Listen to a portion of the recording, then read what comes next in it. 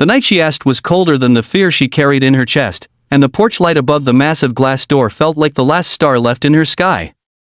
Her hands trembled as she stood there with a small suitcase and a sleeping child pressed against her shoulder, knowing that one step back would mean returning to a life that had already broken her too many times. This was not a moment she had planned, not a question she had ever imagined asking a stranger with so much power and distance around him. Yet everything in her life had narrowed down to a single, desperate hope wrapped inside a simple plea: could she stay, just for tonight, because tomorrow felt impossible to reach on her own. Before the story unfolds any further, if you believe in kindness, second chances, and the quiet miracles that happen when people choose compassion over comfort, please take a moment to like this video, comment your thoughts, share it with someone who needs hope, and subscribe to the channel.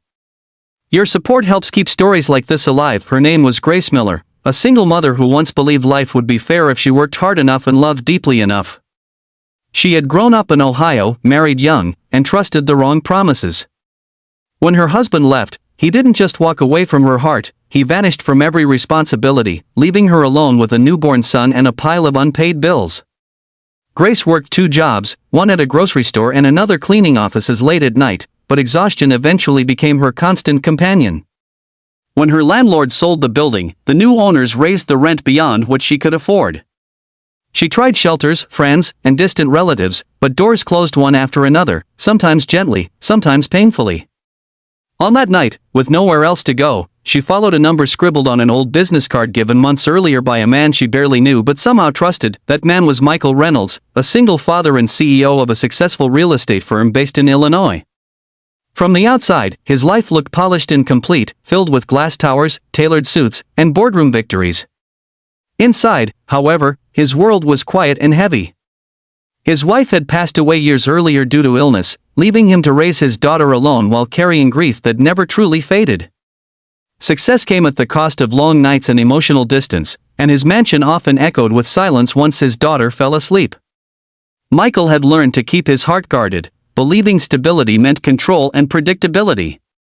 He never expected a woman from his past, someone he had briefly helped during a charity event, to appear at his door carrying a child and a question that would test everything he believed about boundaries and responsibility. Grace did not explain her whole story that night, not with words at least. Her tired eyes, the worn suitcase, and the way her son clung to her told enough. Michael felt an unfamiliar ache as he watched them from the doorway, realizing that despite all his wealth, he had never stood in a moment so fragile. He remembered his own nights of fear after his wife's passing, the helplessness of holding his daughter and wondering how to be enough for her. Without fully understanding why, he felt that same instinct awaken again. His answer did not come from logic or reputation, but from a place of humanity he thought he had buried beneath years of corporate armor. He let them in, not just into his house, but into a space in his life that had long been empty. The days that followed were awkward and uncertain.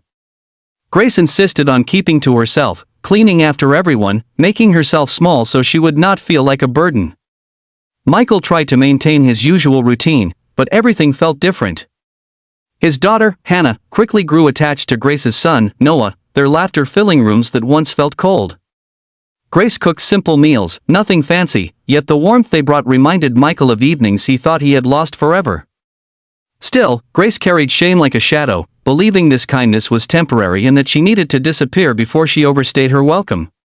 She spent nights awake, staring at the ceiling, planning her next move, even as her heart quietly began to hope again. Life, however, rarely allows healing without testing resolve. Michael's reputation became a topic of quiet whispers when someone from his office noticed Grace and her son at the house. Rumors spread, assumptions formed, and the board of directors questioned his judgment. For the first time in years, Michael faced a choice that money could not solve. Letting Grace stay threatened the carefully constructed image he had built, yet sending her away felt like repeating the very abandonment that once shattered his own family. Grace sensed the tension and offered to leave, convinced that love and safety were luxuries meant for other people, not someone like her who always seemed to fall through the cracks. What neither of them realized was how deeply their lives had already intertwined. Michael saw in Grace a resilience that mirrored his own quiet strength, and Grace saw in Michael a gentleness hidden beneath authority and success. Slowly, trust replaced fear. Michael began helping Grace update her resume and connected her with opportunities through his company, not as charity, but as belief in her capability. Grace found work managing community housing projects, using her own experiences to help struggling families find stability. Each small victory rebuilt pieces of her confidence that had long been broken. As seasons changed, so did their hearts. The house transformed from a place of shelter into a home filled with shared routines, unspoken understanding, and healing. Michael learned that strength did not mean standing alone, and Grace learned that asking for help was not weakness but courage. They did not rush into love, but when it arrived, it felt earned, grounded in respect and gratitude rather than rescue or obligation. Their children thrived, unaware that their laughter had stitched together two wounded souls. Just before the ending of this story, we have a special request for you. Please comment below with the word hope if you believe that one kind decision can change an entire life. Near the end, when Grace finally stood on her own again, financially stable and confident, she prepared to move out, believing the chapter had reached its natural conclusion. Michael surprised her, not with grand promises, but with honesty and vulnerability. He made it clear through actions and consistency that her presence was no longer about temporary refuge, but about a future they could build together. Grace realized that the question she once asked on a cold night had already been answered in countless quiet ways every single day since. If this story touched your heart, reminded you of your own struggles, or gave you hope that kindness still exists in the world, please like this video, share it, and leave a comment. Your engagement tells us these stories matter and help spread messages of compassion to those who may need them most. In the end, Grace often looked back at that night with tears in her eyes, not from pain, but from gratitude.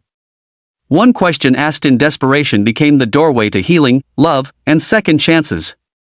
Michael learned that success meant nothing without humanity, and Grace discovered that sometimes, the bravest thing a person can do is knock on a door and trust that someone on the other side will choose kindness.